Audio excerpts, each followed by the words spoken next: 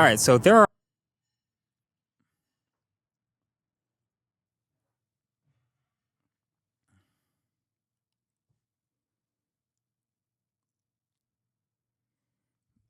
the video said there's multiple dams and then also tunnels too.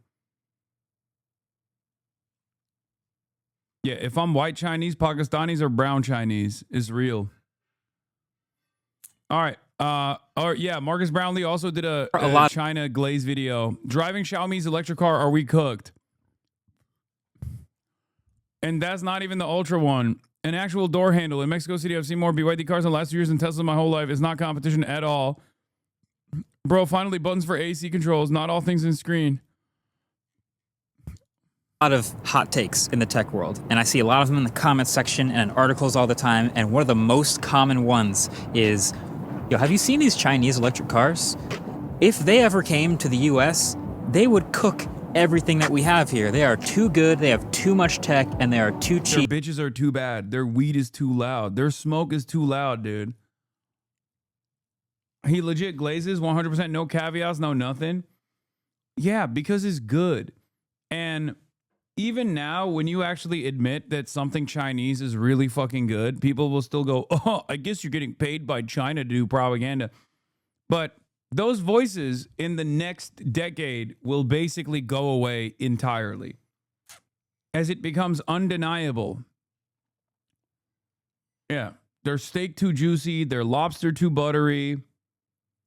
It hurts seeing you have wrong takes on EVs. Wait, what? What are my wrong takes on EVs? My takes on EVs are, first of all, I'm an EV driver. That's number one.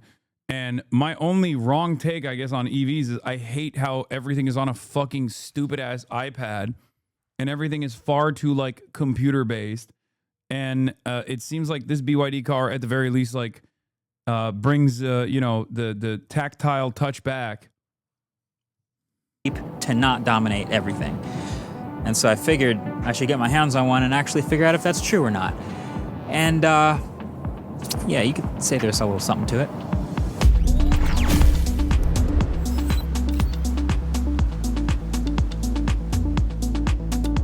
There are so many crazy things I've learned about this car while I've been testing it, but let's just start with the basics. This car here I've been driving for the last 2 weeks is called the Xiaomi SU7.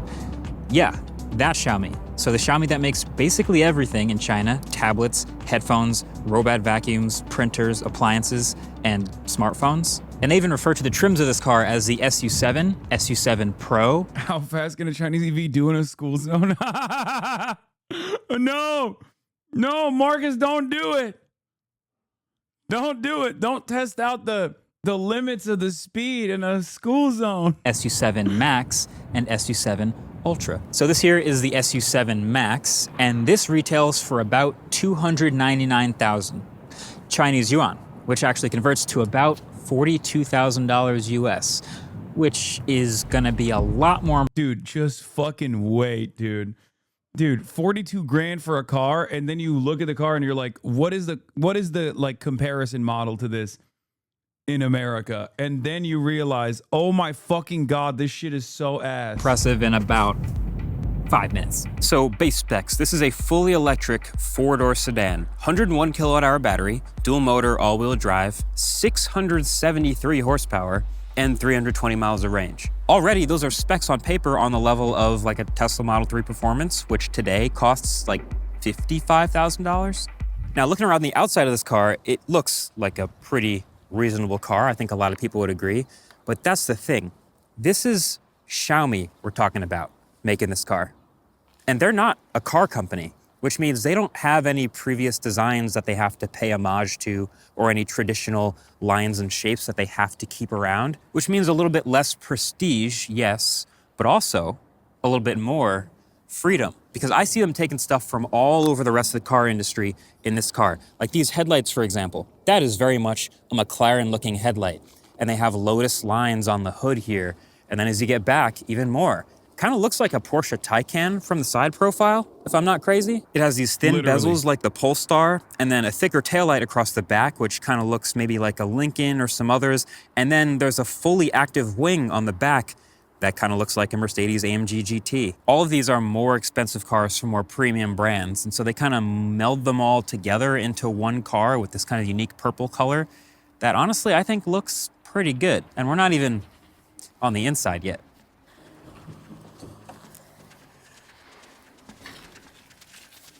So the inside here is where they really start to stack the wins. This is a nice car, not just in like a nice with an asterisk type of way, like, oh, this is nice for a $45,000 car, or, oh, this is nice for a car I've never heard of. No, this is a nice car. It's got this pretty clean design all around the interior. Again, bringing in inspiration and premium features from a bunch of different places. Like these are comfortable, heated and ventilated leather seats.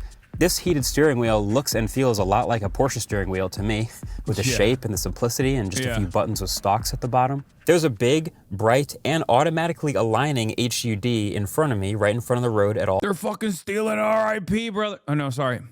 They are stealing the IP. What are you doing? What are you doing, China? You are stealing the IP. Nine! All times, and that's right above a small display behind the steering wheel, and then a 16-inch primary display in the center. And then there's storage everywhere. There's here in the middle between the front. I've talked about how the one thing about like Chinese EVs that I hate is all the bells and whistles. And then Zeekr, the EV manufacturer, actually gave us some of their top line models like for free when we were in China to drive around in. I forget which one it was, but the ones that we were driving around in well, they didn't give it to us for free as in like they're mine now. They just gave it to us for the days that we were in, I think, Chengdu, right?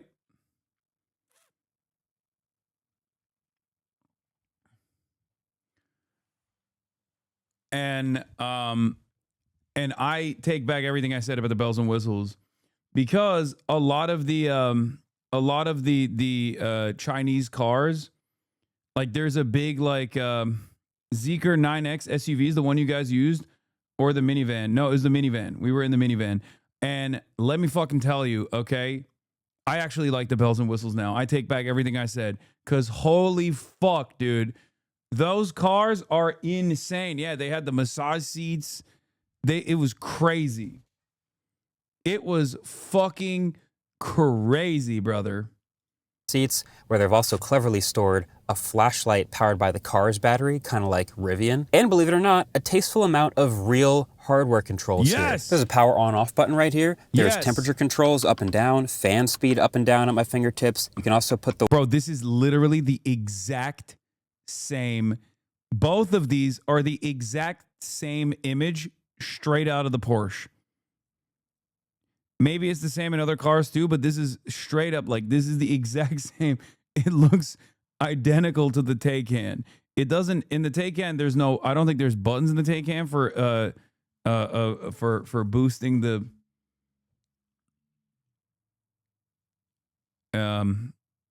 the suspension.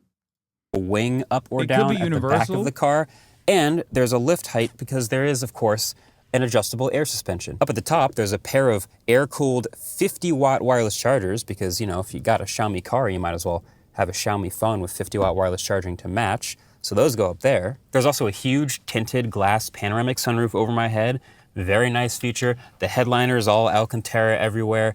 And there are 25 speakers in this car that sound really good, and ambient lighting everywhere that pulses to the bass of your music in the colors of the album art of the song that's... Yeah, this is the type of shit that I think is like too much. I still think this type of shit is too much.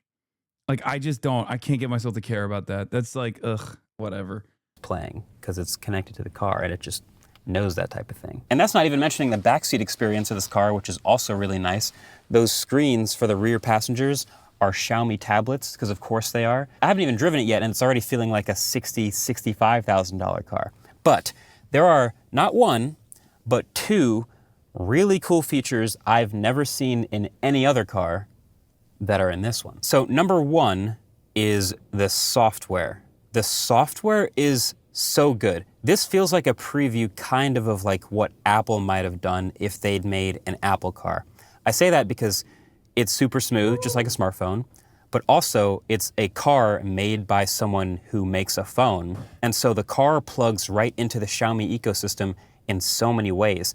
There's a wireless charger, but also wireless screen mirroring. It connects to various other Xiaomi smart home accessories like security cameras. You can sign in. One of the most surprising things for me was how much the Chinese love Tesla still. And I guess I kind of understand it because, like, you know, they let Tesla operate in the country. It's like a premier. They don't like it as much anymore, but they still got a lot of motion. Tesla still has a lot of motion. I guess partially because they don't have, you know, Twitter out there, so they don't see what Elon is getting up to. You know what I mean? Also, to be fair, Elon does talk a lot of shit about every non-white minority except for the Chinese. I wonder why. I wonder why Elon never talks shit about China.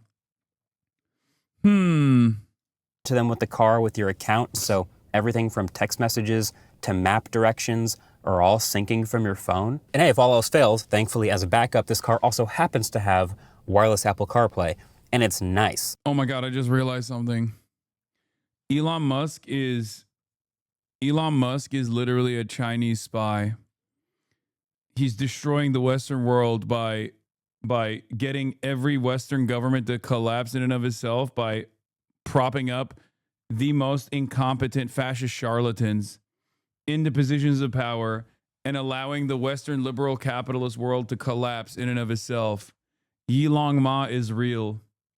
I mean, seriously, I've joked about this before, but it's like, if you want to actually destroy, if you want to like genuinely terrorize the Western world, if you want to genuinely destroy America, vote Republican, right?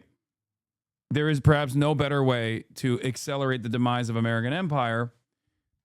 And I guess technically Elon is doing that, and not just in America. He's doing that everywhere. I think it is the biggest, nicest window of wireless CarPlay I have ever seen in a car. I think probably my favorite example of the software being incredible in this car is you see the speaker and the headrest behind me. When I'm driving and my phone is paired to the speakers in this car and I'm navigating, you know that part where like you're driving and the music's getting pretty good and right as the bass is about to drop, the navigation voice comes on and interrupts it? That's true. I did write this. This is a thing that I said. Republicans did more damage to America after 9/11 than Al-Qaeda could ever dream of. That is a real quote from Hasanabi Piker. Bars. One of my best. And I stand by it. That never happens in this car because it separates out the voice from the navigation and puts it just in that speaker behind me while all of the rest of the music and the sound in the car stays exactly the same. So as a driver, I hear the voice saying, turn left, turn right, but everything else, including the music for all the passengers, stays sick. That is my favorite software feature I've seen in a car in a while. So the software being awesome is the one thing, but the second awesome... As a non-American chatter, the USA is not an empire, lol. We don't care from down under. Brother, we literally own your country. Your country houses one of the largest CIA bases on its soil. What the fuck do you mean? Pine Gap, baby. We own. Bro, I am from the Cook Islands. Not Australia. Okay, well, you said down under, so I thought you meant fucking Australia.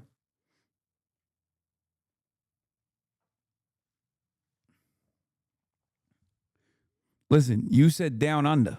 My mistake. But America owns is close enough. America owns you too, chatter. Thing is the modules, because this is a modular interior. Because hidden around this car are a bunch of various mounting points for modular accessories. There's one over here in the corner and another over here in the center, all the way around the back of this center display. And so on these mounting points, you can attach various accessories that Xiaomi makes. Chatter, the Cook Islands is Australia's fuck sleeve, and we're America's butt plug. What the fuck? What a visual. Listen, inshallah, one day Australia will be firmly under the protectorate of China. Okay, they're making major gains. Australians don't even realize it. They're so hostile. They're so hostile to the ownership exchange, going from one daddy to a much nicer one, to a much better one. Okay, at least maybe you'll get some infrastructure improvements. You know, America gave you nothing. Drew Pavlov just had a stroke with those words, dude. Oh my God, I forgot. Oh my God, I can't wait for China to own Australia.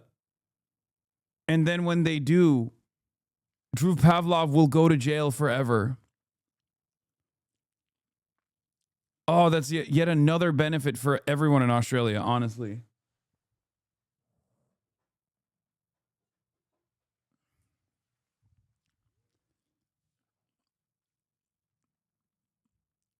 The gift that keeps on giving. Like this extra speedometer and trip display, or this magnetic car mount in the corner of the car, or this super useful USB hub that gets full power and can pass it along. Oh my God. like fucking like Pui. The rehabilitation story of Drew Pavlov, okay? He goes through re-education. They put him in vocational training. He finally actually has to get a job. And then he works on, I don't know, he works in the local Chinese government office as a as a simple records producer. They make him the janitor. Oh my God, imagine. You called it. Pizzagate style operations are happening. The Minneapolis daycare center targeted by this tweet, Nokomis Daycare Center, received telephone threats of violence and was broken into last night and vandalized, and checkbooks and parents' documents were stolen.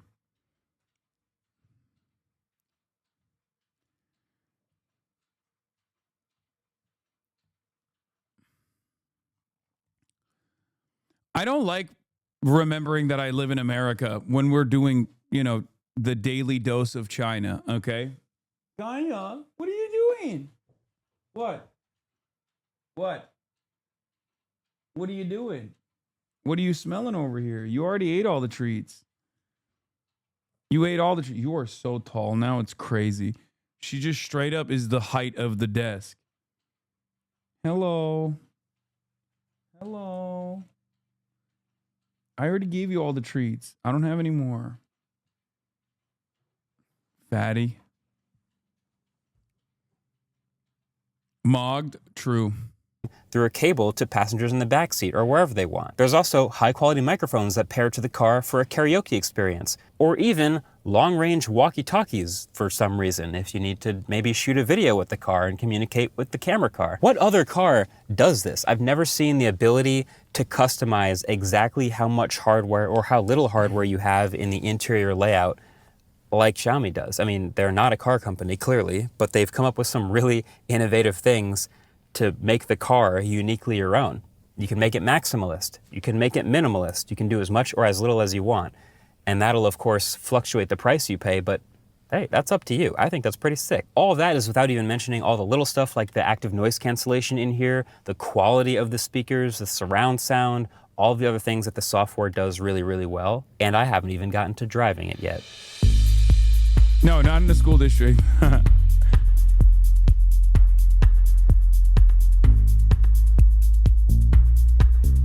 So this is obviously a standard issue 4-door electric car, right? But the superpower of electric cars is that they can have... Can I ask why you're living in the US but you don't want to remember living there? Just asking. Yes. The answer is, oh, you should move to my fatherland, Finland. Here people have really same politics like you. I don't know if that's the case, but it's definitely closer at least. And no, the reason why I don't move out of the United States of America and into the heartland, the motherland of China, is because I am far too fucking annoying and far too stubborn. And I still believe that America holds great promise. America still has tremendous potential. We're just squandering said tremendous potential. And I wish that through my advocacy, I wish that we could improve people's lives here. multiple personalities. That's what makes these interesting. So in its default mode, which is comfort mode. So you're delusional? Yes. Also, this is my home. No matter how much all of my neighbors tell me to fuck off and leave and go to China because I want to improve the neighborhood, it's still my neighborhood, you know?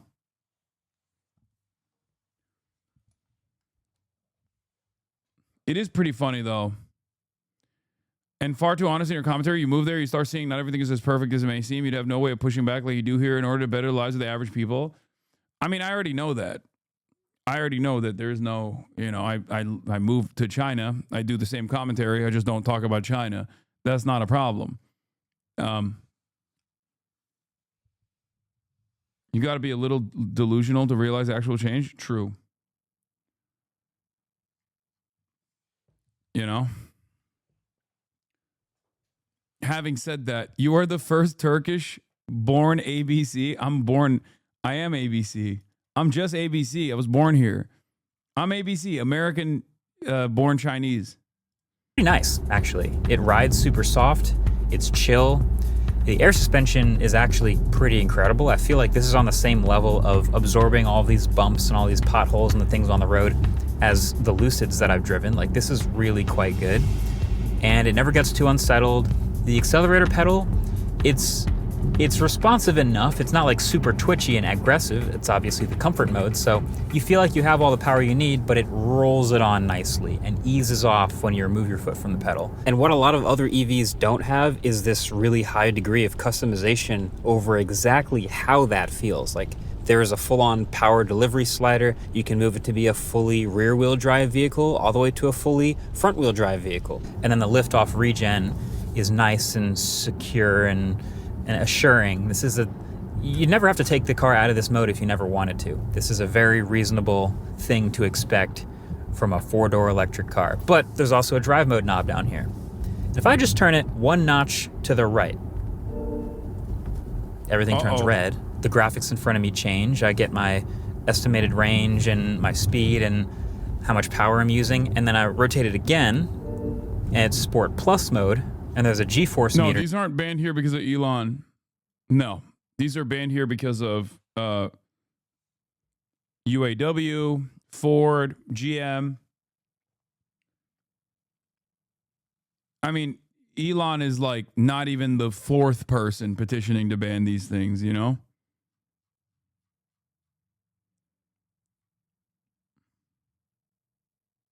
Now, and now all of a sudden the accelerator pedal is way more responsive and twitchy, and everything firms up. And the steering is definitely heavier. So this feels much more like a fun type of drive, and it's not quite on the maxed out level. Like, I know people want to compare this to Porsche Taycan. This is not Porsche Taycan levels of sporty, but it's like one notch below that, which is still really good.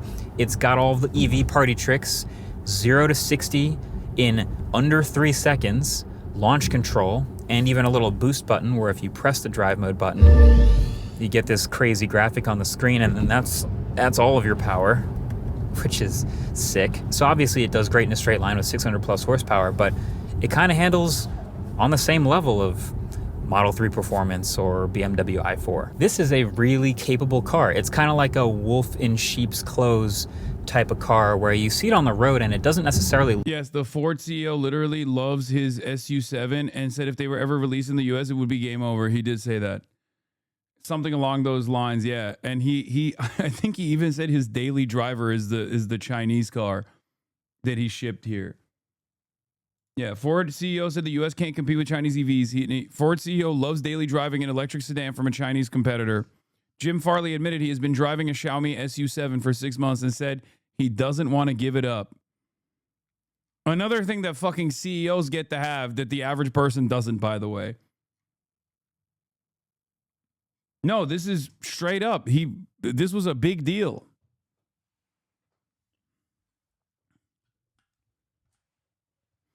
The problem here is we don't even like, the issue here is, okay, you see that, you recognize it, you like it. I have a solution. Make competitive products. You know what I mean? No, never mind. No, best I can do is an even larger fucking F750.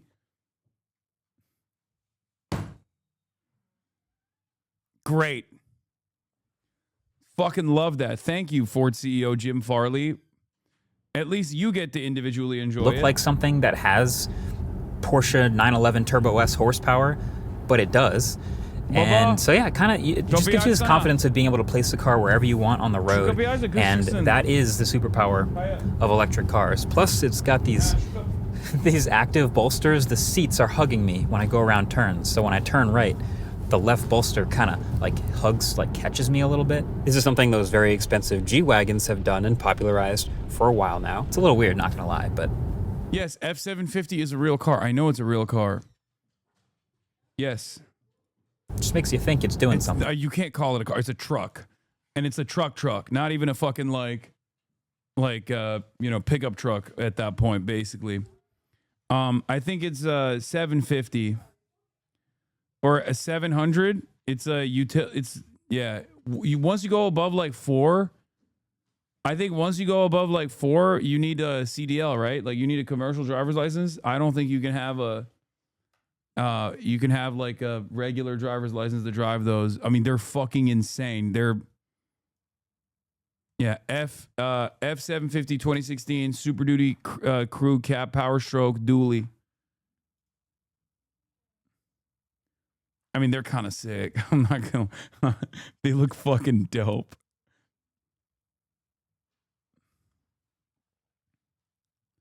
Dude, it's fucking nuts, dude. It's so crazy.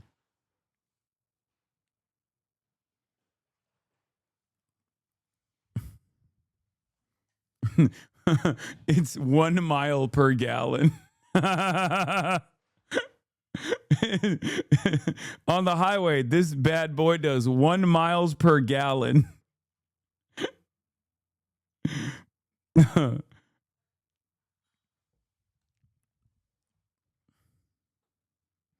That thing's got gout for sure. It's called freedom, bitch.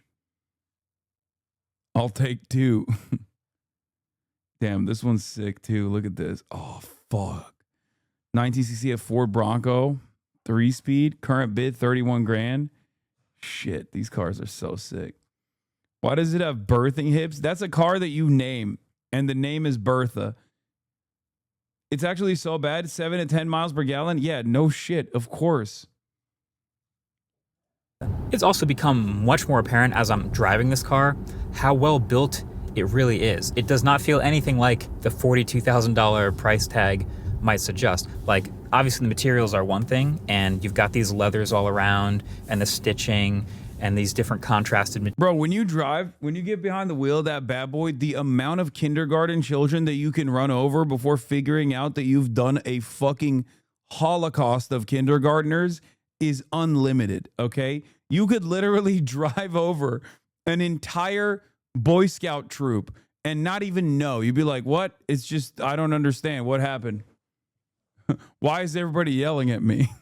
I can't even hear them. I am so fucking high up. You wouldn't even think it's a pothole. You could drive over the fucking school, not just the school children, the school. Materials, but also just in general, like it's quiet in here. I don't hear motor noise. I don't hear wind very much. I don't hear other cars or noises around me outside the car. Like I can verify that there are noises out there that I'm not hearing. It's sick. And then there's the active noise cancellation on top of that. So it just feels like a really serene, calm experience just because it's so well built. And you might have also noticed the LiDAR box right above me on the top of this car here, because the other button on the steering wheel is Xiaomi's full self-driving, which doesn't work on every road here in the US, but in China, you have Pilot Pro and Pilot Max. And those will take care of almost all of the driving on almost all of the roads the same way something like a Tesla Model 3 might here in the US. So I've turned it on this road. This is a smaller single lane road and it's totally fine. And there's all sorts of things like obstacles that it has to avoid, and it handles that. It's never really done anything to give me pause or seem kind of weird, and it's not even designed for these roads or this market. So I imagine in China it's even better than this. I'm honestly trying to think of like a negative. Now that I've been living with this car and I've been driving it for weeks, I've driven and reviewed many other cars for the past couple years, and usually the downsides are so obvious. Like, oh, the tech is usually pretty bad, like the software is bad. But, well, this is Xiaomi. Like, they make smartphones, they make all this tech already. The software is great. The self-driving works. The cameras are great. The displays are great. All the tech is there. And then all the EV fundamentals are also still there. It has the 300 plus miles of range. It has the quick charging. And it has the split personalities. It has the super chill, calm cruiser mode and the 600 horsepower, brutal launch control, 0 to 60 in 2.5 seconds, sporty mode. And then on top of all that, it's built super well. Like, it has all the sound isolation and all of the hardware features and creature comforts and physical buttons and all the modules and all this. And it's like, this feels nothing like a $42,000 car, which I guess conveniently brings me back to the title of this video. So are we cooked? Not yet, clearly. This car is not available here in the US. But you can see how we could be soon. I genuinely, I'm not exaggerating when I say this is a $42,000 car that feels like a $75,000 car if it were made here in the US. And that's the thing that's most impressive about the Xiaomi SU7. And that's just this one. So really, now that I've gotten to live with this and drive this here in the US among all the other cars I test, here's my take. It's not that there's any sort of crazy bleeding edge tech in this car that's impossible to replicate. Obviously the software is really good and the modularity and some of the features are kind of sick and we haven't seen them before. But like, if you took this car apart, you wouldn't find anything inside, any like bleeding edge battery tech or anything that's impossible to replicate. This is a car made of normal car parts. Anyway, we're not just looking at other Chinese cars. Not often you see a car with great software, great features, great build quality, great versatility. You can get these modern looking ones, yeah, but I don't want the modern looking ones. I want the fucking OG looking one. I think like one of the only non-Chinese people that owns one is like the head of a state. What is it, like the Sultan of Brunei or something that has like the crazy car collection? I think that was one was like gifted, and that's it. Great range and a great drive and all stacked together, like that's pretty elite. There is basically no question in my mind that if a car like this was available in the US for $42,000, that it would crush, of course.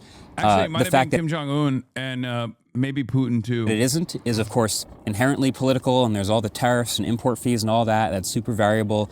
And we may never get a car like this available in the US for $42,000. But Europe will, allegedly, in 2027. And I would say that the competition over there is at least in a little bit of trouble when that happens. The idea that the competition is getting stronger and that cars like this actually exist some other places in the world is really exciting and heightens the ceiling for all EVs. It raises the ceiling up for all cars to get better and more impressive and more complete like this one. So lesson learned. It's gonna be fascinating to keep an eye on this stuff in the future.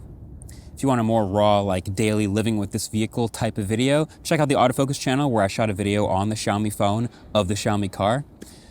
Thanks for watching. So hey, it is of course the holiday season. And in case you What would you do if they gifted one to Speed? What can I do? He deserves the world, man. You know? He deserves it. I'm just glad that someone is out there, someone worthy out there is getting it. You know what I mean? Maybe he'll let me borrow it.